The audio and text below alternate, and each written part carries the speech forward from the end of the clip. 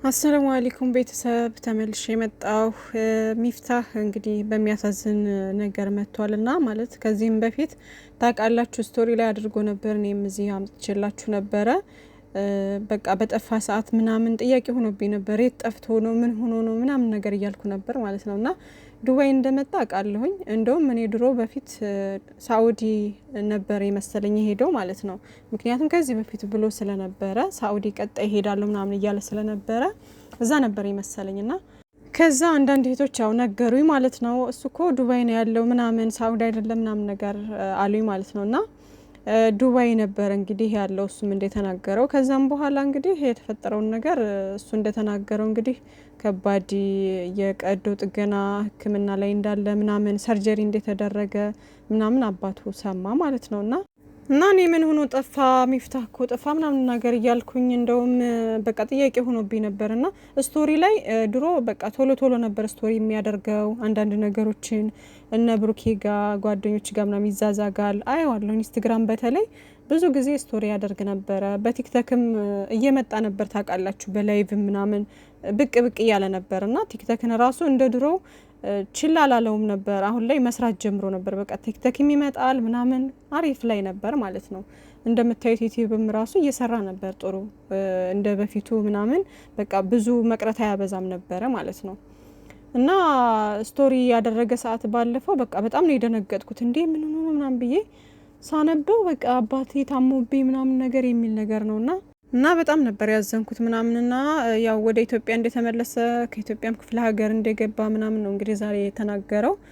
እና ሚፍታህ ወንድሜ አላህ ለሱ የሚቸግረው ምንም ነገር የለም። ፈጣሪ እየታመመ ሁሉ ይሞታል ማለት አይደለም። አላህ ያሽራቸው፣ አላህ ሙሉ አፊያቸውን ይመልስላቸው። የምር ቤተሰብ በልጅ አትፈትነኝ ምናምን ይላሉ ብዙ ጊዜ፣ ግን ደግሞ ልጅም ደግሞ በቤተሰብ አትፈትነኝ ምናምን ይላል። ገባችሁ አይደለ? ግን የሰው ልጅ አትመመኝ አይባልም ፈጣሪን። የታመመ ሁሉ ደግሞ ምንም ነገር ይሆናል ማለት አይደለም። መዳንም አለና ለፈጣሪ የሚቸግረው ምንም ነገር የለም። ስለዚህ አትመመኝ አትፈትነኝ አይባልም። ፈተናን የምቋቋምበት ጤናዬን ደግሞ በቃ በሽታዬን የምቋቋምበት ብርታቱን ስጠኝ ምናምን ነገር ነው የሚባለው። ገባችሁ አይደለም? ምክንያቱም እዚች ምድር ስንመጣ በምክንያት ነውና የተለያዩ ፈተናዎች ይመጣሉ። እንግዲህ በህይወታችን ላይ ብዙ ፈተናዎች ያጋጥሙናል ምናምን፣ ግን እነዛን ሁሉ ፈተናዎች እያለፍን በርትተን ጠንክረን መቆም እንዳለብን፣ ከዛ በተጨማሪ ደግሞ ያው የመጣውን ነገር ፈጣሪ ያመጣብንን ነገር አሜን ብሎ በመቀበል ነው እንግዲህ የሰው ልጅ እየበረታ በቃ አለ አይደለ ምንም ነገር ማድረግ ስለማይችል ያቅሙን ሰበቡን እናደርሳለን። እኛ ሰዎች ስንባል ሰበብ ነው ልናደርስ የምንችለው። የተቻለንን እንጥራለን፣ በቃ በብዙ ነገር እንታገላለን ምናምን፣ ግን ደግሞ አድራጊው ፈጻሚው ደግሞ አላህ Subhanahu Wa Ta'ala ነው። ገባችሁ አይደለ? ስለዚህ ይህን ነገር ማመን መቻል አለብን እና አላህ ቤተሰቦቻችንንም እኛ በሰው ሀገር ያለንንም ሁላችንንም አላህ ይጠብቀን ውዶቼ። በሰላም ሰርተን በሰላም ለሀገራችን ያብቃን። ብዙ ነገር አሁን እንሰማለን ያለን እዚህ ሚዲያ ላይ። እኔ እንደነገርኳችሁ ብዙ የሚያስጨንቁ ነገሮችን አላይም። እንደዚህ አይነት ነገሮችን ካየው በቃ አእምሮዬ በጣም ነው የሚረበሸው ምናምን፣ እንቅልፍ አይወስደኝም ምናምን በቃ እና በጣም ነው የሚጨናነቀው። ከዛ ሁሉ በቃ ብዬ እንደዚህ አይነት ነገሮችን አላይም በቃ ምክንያቱም ጤናዬን መጠበቅ ስላለብኝ በቃ እና እኔ ሊያስተምረኝ የሚችል ነገር ወይም ደግሞ ሊያዝናናኝ የሚችል ነገር ነው ማየው። ገባችሁ አይደለና? ሰው ሀገር ላይ ሆናችሁ ብዙ የሚያጨናንቅ ነገሮችንም አትዩ። ራሳችሁን ጠብቁ በያላችሁበት ከአላህ በታች ማለት ነው። እንደነገርኳችሁ እኛ ሰበብ ነው የምናደርሰው፣ አላህ ነው ሁሉን ነገር የሚያስተካክለው የሚፈጽመው። ገባችሁ? ግን እኛ ደግሞ በተቻለን አቅም ደግሞ መታገል በቃ አለ አይደለ ለሁሉም ነገር እኛ ሰበብ መሆን አለብን። ገባችሁና አላህ ያሽርልክ ሚፍታህ ወንድም አለም። በጣም ጥሩ ልጅ ነው እንደምታውቁት። ሚፍታህ በጣም እኔ እንጃ በጣም ደስ የሚለኝ ልጅ ነው። በነገራችን ላይ በጣም አስተዋይ ነው። በጣም ከአቅሙ በላይ ነገሮችን የሚያስብ አይነት ልጅ ነው። በጣም ስማርት ልጅ ነው ደግሞ እና ጎበዝ ይመስለኛል ደግሞ በትምህርቱም በቃ ምንጥቅ አእምሮ ያለው ልጅ አይነት ነገር ነውና በጣም ጎበዝ ልጅ ነው። ብርቱ ልጅ ነው። በጣም የስራ ሰው ነው ምናምን፣ አስተዋይ ነው። ነገሮችን በጣም በሰፊው ነው የሚያስበው። በቃ በትንሹ መገመት ይቻላል እና በብዙ ነገሮችን እያየሁት ምናምን እንደዚህ በሚመጣ ሰዓት ሚዲያ ላይ ምናምን አስተሳሰቡ ምናምን የሚገርም ነው። በቃ የሚገርም ማለት ነውና ሚፍታህ ወንድሜ አላህ ያግዛችሁ። አይዞን ወንድሜ፣ ጠንክረህ በርትተህ በቃ ሁሉ ነገሮች አልፈው አባትህም ተሽሎት ምናምን በሰላም እንደምትመጣ ተስፋ እናደርጋለን። ሁላችንም በተቻለና አቅም በዱዓ በጸሎት እናስበው ማለት ነው። በተቻለ አቅም ማለት ነው ውዶችዬ።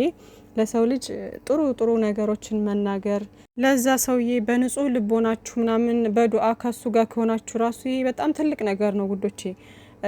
ያን ሰው ልታግዙት የምትችሉት ግዴታ በሀብት በገንዘብ በምናምን ብቻ አይደለም። በሀሳብ ማገዝ ራሱ አንድ ነገር ነው ውዶቼና ለማንኛውም ብሩኬም እንግዲህ የበኩሉን ነገር አስተላልፈዋል። ጸሎት አድርጉ ዱዓ አድርጉለት ምናምን እያለ ብዙ ነገሮችን ተናግሯል። ብሩኬም የኛ ወንድም እና እንግዲህ ሀይሚዬም የኔ ቆንጆ ኮሜንት ላይ ፈጣሪ ይማረው ወንድም ያይዞክ ምናምን ብላ አምባ ያቀረረ እንትን ኢሞጂ አድርጋለች ማለት ነውና ከዛ ደግሞ ሀብም እንደዚሁ እግዚአብሔር ይማራቸው ምናምን ብሎ አስቀምጧል።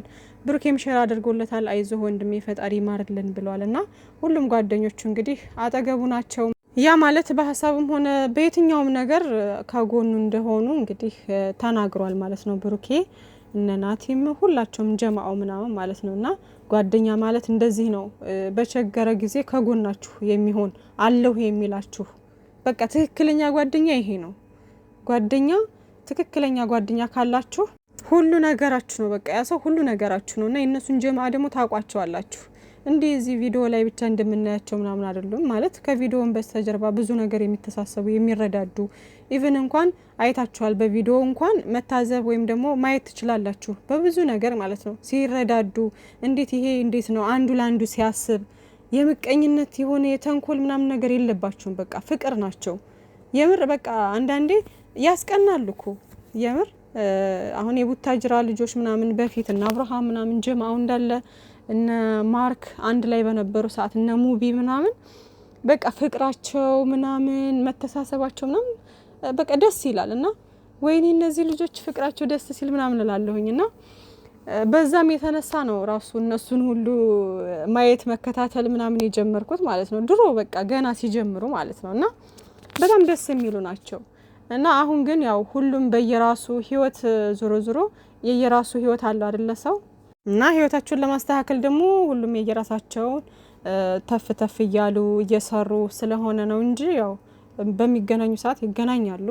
እና ምን ልላችሁ ነው ፍቅር ናቸው ጀማአ። አሁን እዚህም እነ ናቲ እነ ፍፄ ሁላቸውም እዛ ጀማአው እነ ብሩኬ ምናምን አንድ ላይ ሀይሚዬ ሁላቸውም እዛ እንዴት እንደሚተሳሰቡ እንዴት እንደሚተባበሩ ፍቅራቸው አንድነታቸው በጣም ደስ ይላል። እና ከነሱ ራሱ ብዙ ነገር ትማራላችሁ። በቃ አንድነት ይሄ ኢትዮጵያዊነትን ነገር የለም እንደዛ ማለት ተከባብረው ነው ያሉትና ይመቻችሁ ብቻ። ጓደኛ ማለት እንደዚህ ነው። በከፋችሁም በደስታችሁም ጊዜ ከጎናችሁ የሚሆን በተለይ እንደዚህ በቃ አለ አይደለ የሆነ ውዝግብግብ ባላችሁበት ሰዓት በጨነቃችሁ ሰዓት በቸገራችሁ ሰዓት ደግሞ ከጎናችሁ እንዴ አይዞክ አለን የሚል ሰው ከምንም በላይ ነው ውዶቼ። እንደነገርኳችሁ መልካም ንግግር ራሱ በቃ ለነሱ ብርታት ነው። ገባችሁ? ይሄ ችግር ውስጥ ላለ ሰው ያ ቃል ጥሩ ቃል ብርታት ነው። እና ሁላችሁም አላህ ይጠብቃችሁ በያላችሁበት። ሚፍታህ ወንድም ያይዞን አላህ አባታችንን ሰላም ያድርገው፣ ጤናውን ይስጠውት። የማንም ቤተሰብ ክፉ አይንካቸው የምር። እና ሰላማችሁ ብዙ ትበል። መልካም ምሽት ይሆንላችሁ። ወይ